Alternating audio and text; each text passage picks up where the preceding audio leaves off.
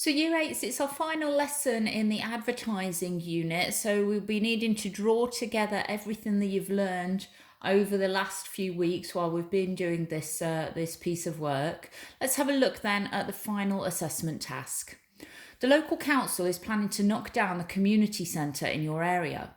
This is where the local youth group meets. It also provides a drop-in centre for teenagers. Other groups in the community, such as toddler groups and the elderly, use the centre too. The council has produced a poster justifying its actions. We'll look at that on the next slide. Local people have made the following comments.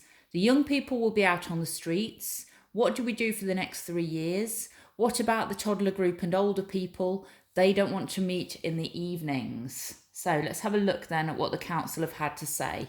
So this is Careborough Council, your council cares. Yes, we are knocking down the old community centre, but is that such a loss? The facilities aren't up to modern standards and the building needs urgent repairs. The new secondary school, due to be built in the next 3 years, will include a brand new community room for local people to use. It can be booked through the school and will offer modern facilities for everyone. It will be available in the evenings during term time and all day during the holidays. This will provide a much better venue for all community activities.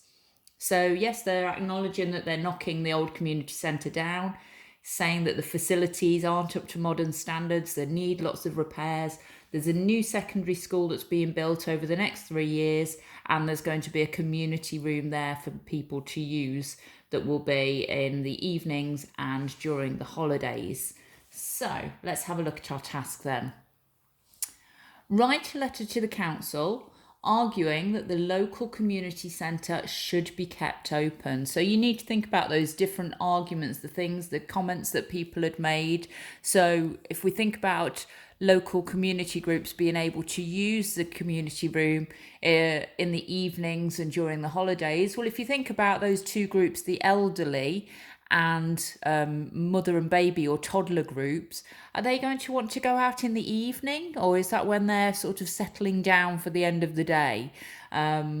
Obviously school holidays would be fine, they could use them then, but more often than not we've got children in school. Also, the secondary school's not going to be ready for the next 3 years, so what are these people supposed to do for the next 3 years, all the people that use the current community centre?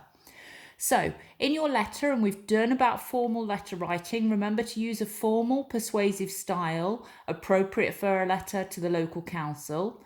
So you need to think about your persuasive techniques that we've learned about through advertising and letters of complaint. Paragraphs to organise your ideas. You definitely need to write in paragraphs here if you want to be getting a secure or above. A range of complex sentences to develop your ideas, and an accurate layout for a formal letter. And if you have a look back at the last couple of lessons, we've done formal letter writing, so you can check the layout from them. Let's just have a look then at how this is going to be assessed.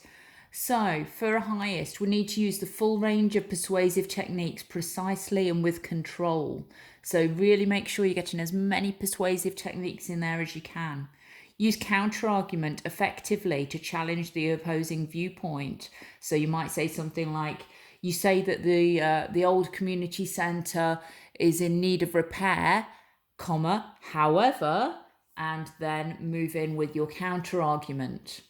Use complex punctuation accurately and for effect. So I want to see some colons and semicolons in there. Complex sentence structures and a range of sentence openings. We need that for highest. Don't have it being repetitive, all your sentences opening in the same way. And you need to maintain or keep that formal tone throughout your letter. For an exceeding, include an introduction, a main body and a conclusion. Stick to the form of a letter. So in your introduction, you're going to be introducing why you're writing the letter. The main body of the letter is going to have those main points in there, and the conclusion, how you sum up at the end of a letter. Again, we need counter-argument. You need to use a range of persuasive techniques, maintaining your persuasive viewpoints throughout, and using ambitious formal vocabulary to match your purpose and audience. For secure, using common punctuation accurately. So I want to see that you can use full stops, capital letters, commas, question marks, exclamation marks. Remember, all place names, all people's names need a capital letter at the beginning of them. Include some persuasive techniques such as rhetorical questions. Include the audience by addressing them directly, so you, we, us. Use connectives to link your paragraphs and open your topic sentences. We've got some examples there. Emotive language to persuade, and use formal language, no slang or abbreviated words in this piece of writing. So you should give yourself about 25 minutes to half an hour to have a go at writing your letter. Plan it first, think about your ideas that you want to put in it. As with all of your work, I would really love to see what you've done, so you can email it to me or save it on folder and I can look at it on there if you let me know that it's there. Okay, so about 25 minutes to half an hour, off you go.